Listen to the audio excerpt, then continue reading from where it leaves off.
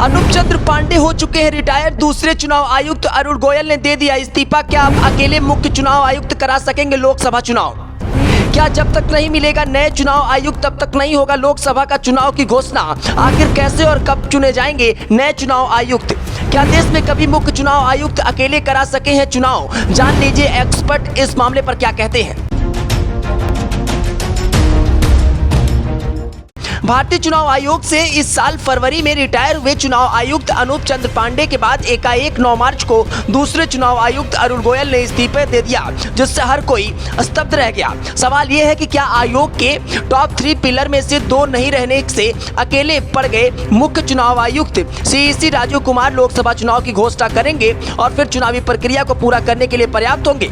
क्या टॉप 3 का कोरम पूरा किए बिना निष्पक्ष चुनाव कराया जा सकता है, या चुनाव आयुक्त की कोई जरूरत नहीं है? अकेले चीफ इलेक्शन कमिश्नर ही चुनावी प्रक्रिया पूरा करने के लिए काफी है।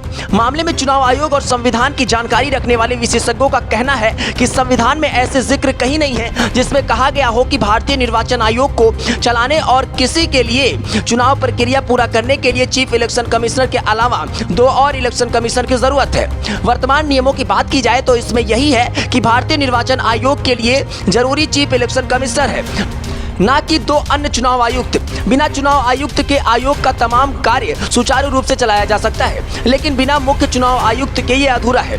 मामले में भारतीय चुनाव आयोग ने पूर्व chief election commissioner OP Rawat ने बताया कि असल में अभी तक संविधान में कहीं भी आयोग के लिए कोरम व्यवस्था नहीं है। संविधान कहता है कि आयोग में सीईसी भी अकेले हो सकते हैं। फिर 1993 तक तो आयोग में अकेले मुख्य चुनाव आयुक्त सीईसी होते थे। 1990 में जब टीएन शेषन मुख्य चुनाव आयुक्त बने तब भी अकेले ही सीईसी होते थे।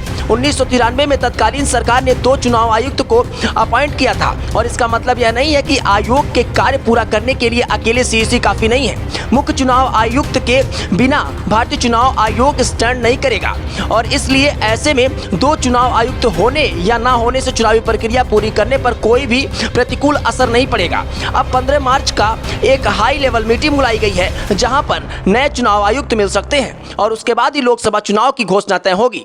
Bureau report, jetty news.